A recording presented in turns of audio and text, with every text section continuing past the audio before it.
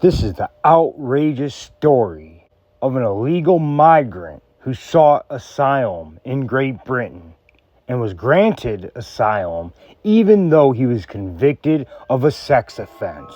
And soon after he was granted that asylum, he went on to commit a horrendous act. He threw acid into an innocent woman's face and onto her children. 10:25 p.m. and a 31-year-old mother is walking in Clapham alongside her two daughters, ages 3 and 8. However, this seemingly normal night took a turn for the worst that no one could have predicted, when a man suddenly burst through the darkness and sprayed the family with a fatal amount of alkaline substance, an incredibly strong form of acid. Bystanders who witnessed the attack attempted to intervene to help the family, but were also injured. The mother suffered severe injuries and is still in hospital under sedation. And the culprit responsible for the attack, who has been named A1, Abdul Azedi, also suffered severe injuries to his face from the attack he carried out. It is feared that if Azedi doesn't get treatment for his significant facial injury, it could be fatal. It was also confirmed this week that Azedi was in a relationship with the 31-year-old mother who has suffered life-changing injuries and is still in hospital. This is the story of the Clapham acid attack. Clapham attack suspect Abdul Shakur Azedi convicted of sex offense in 2018.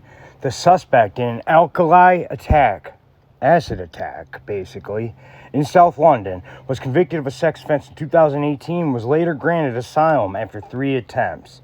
Police are looking for Abdul Shakur Azedi, 35, who was last seen in North London on Wednesday evening. A mother and her 3-year-old daughter hurt by the corrosive substance could have suffered life-changing injuries in the attack. Police have warned people not to approach Azedi and to instead call 999. The 31-year-old woman and her daughter remain in the hospital, along with her older daughter, 8. 5 police officers were injured as they responded, as were 4 members of the public who tried to help. The attack took place near Clapham Common at about 19:25 on Wednesday. It's about 7:25. The suspect attempted to escape the scene in a car but crashed into a stationary vehicle, then ran. One witness described seeing the suspect lift a young child over his head and throw her onto the ground like a rag doll, telling the BBC the incident was like a horror movie. I was inside and I heard some sort of commotion going on outside. It's not unusual because sometimes we do hear things going on outside, the odd argument or something. So at first I didn't think much of it. It's only until I heard like a bang, which sounded like a car crash, where I thought, let me sort of look out the window and see what's going on. So I couldn't see what car it had crashed into because my car's parked out there, so I was quite concerned. And then I heard someone scream, help. So me and my partner sort of ran outside. As soon as we got out there, we saw this guy pull this very young girl, probably about 2 or 3, out of the back of the car, and he lifted her up as high as he could, and he just slammed her to the ground. He'd done that twice, and it was after the second time where we sort of just ran in and just tried to stop what was going on. So I ended up sort of chasing him like halfway down the road. I had on slippers, so it was quite hard to continue running, so I ended up stopping. I had got back up to the top of the road, closer to where it happened, and my partner just said to me, just go and get some water. I still wasn't aware of what happened, so I just ran inside, just grabbed the water, and then I saw, I believe it was the mother of the child, and she was just screaming like, I can't see, her eyes weren't open. So I just opened the bottle of water and just sort of just sprayed her down with the water basically, and then a few more bystanders had some water and just done the same. What sort of effect did the water have, and what was the extent of her injuries as far as you could see? So it was quite clear that it was whatever substance it was burning her quite badly. So throwing the water on her was, I guess, probably soothing it a little bit, but it wasn't really doing much, I guess, because she was still, sort of screaming like I can't see sort of thing. What about the children? The police report states that the children had been impacted by this corrosive substance as well. Could you tell how much they'd been affected? So the thing is, I didn't actually see any substance being thrown. The only thing I did see was the guy, again, slamming the child to the ground. So I'm not sure how much of it got onto them or, but what I do know is my partner did get a bit on her. I guess from picking up the little girl to try and comfort her. So she got a little bit on like the mouth area, a bit on her arms as well. So at one point she came inside to sort of wash off as well. I think she's still feeling a bit of burning sensation, but she's all right. I understand your partner had to go to hospital to receive some treatment too. Yeah, that's correct, yeah. In terms of the children and their condition, they must have been extremely upset. Yeah, so I believe my partner also spoke to the older daughter, and she mentioned that she said that they didn't like the guy. So that obviously indicates something a bit deeper. As to what it is exactly, only God knows. But yeah, they're obviously really shaken up.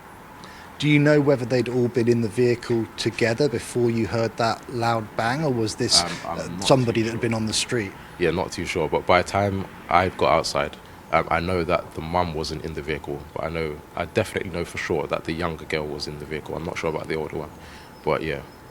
The youngest girl had been slammed into the ground twice. Could you explain what sort of injury she might have received? Well, from something like that, I'm guessing maybe a fracture or broken bones. I mean, the best way I can describe it is like, just someone just picking up a pillow. Like, this guy used all of his strength and just slammed her to the ground. And what done it for me was the sound of the girl hitting the ground. It was just it was quite horrific. Yeah. Can you describe the man? So he was from what I can remember, he was like an Asian guy, so not like Indian Asian, more like Chinese Asian.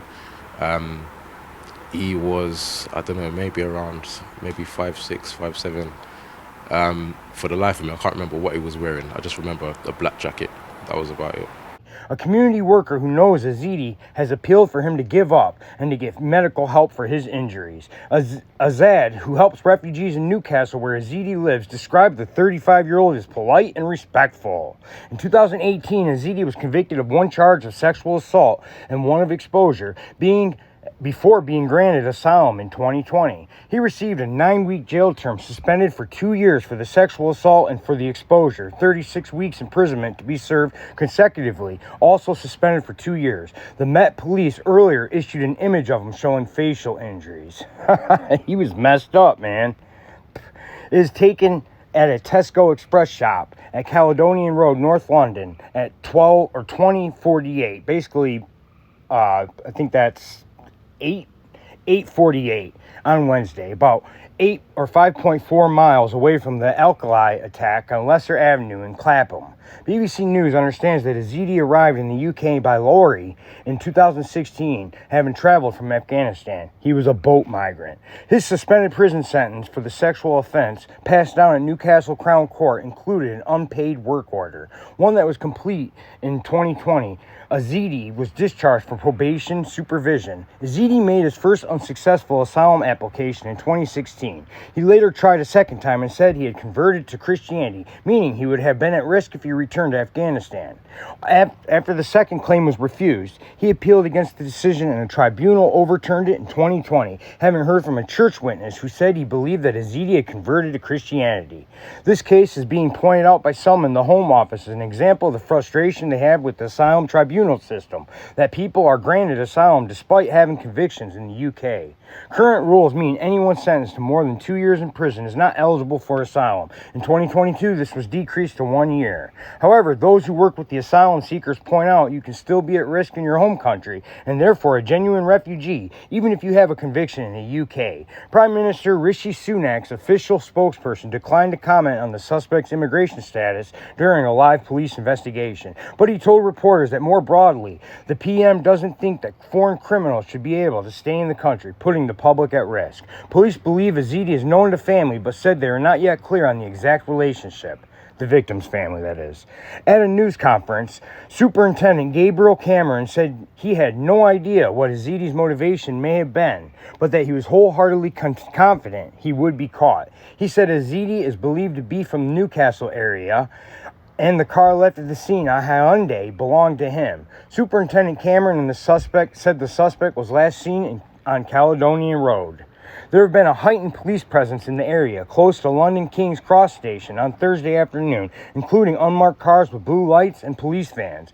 12 people in total were hurt in the attack, including 5 police officers who attended the scene. Out of the 4 members of the public who tried to help, 3 went to the hospital with injuries, 2 women in their 30s and 1 in her 50s. Police said they bravely came to the aid of the family and have now been discharged from the hospital. The London Ambulance Service said it sent 3 ambulance crews to the scene after receiving a call about the incident near Clapham Common just before 7:30. A man in his 50s declined medical treatment for minor injuries. 5 police officers who were injured as they responded to the attack have left hospital after receiving treatment. Some of the burns the mother and daughter suffered in the attack were quite substantial, Met Police Chief Senior Mark Rowley told BBC Radio London. One witness said the mother cried, I can't see, as he tried to help. Police have urged any members of the public who saw what happened to call 101 quoting reference.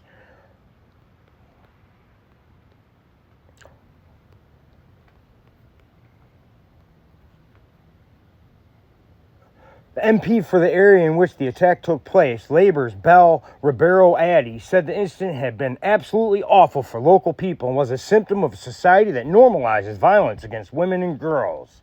The former chief constable of Northumbria Police, who organized the manhunt for murderer Raoul Moat in July 2010, explained the involvement of multiple police forces from across the country.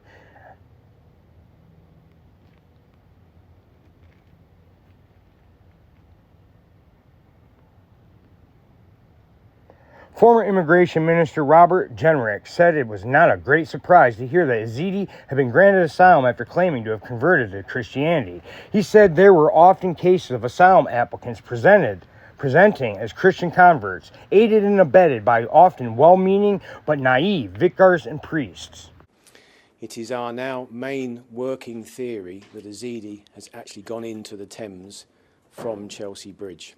The police have said they have now found a body believed to be the chemical attack suspect Abdullah Zaidi in the River Thames. Scotland Yard have said in the last hour or so that the crew of a passing boat reported seeing the body in the water at Tower Pier around 4 o'clock yesterday afternoon. The body was then recovered by the Metropolitan Police's Marine Unit, with detectives saying they strongly believe it is Yazidi, identifying him from the distinctive clothing he was wearing, they say. Police, as you'll remember, had earlier said they believed Yazidi had gone into the River Thames at Chelsea Bridge. That was based on CCTV evidence from around 4 hours after his attack on the 31st of January. And as if this wasn't a big enough controversy already, Charity faces questions over Clapham chemical attack suspect's funeral. Clapham chemical attack suspect Abdul Yazidi was allegedly buried under a false name after a charity raised more than £6,000 by appealing for funds for his funeral. The Muslim Burial Fund is being looked at by the fundraising regulator after a fundraiser reportedly appealed to the public for donations to give Yazidi an Islamic burial under the name Abdul Wahid. The charity claimed that he had died tragically in suspicious circumstances, with the appeal reaching £6,596 before it removed the advert, the Times reported.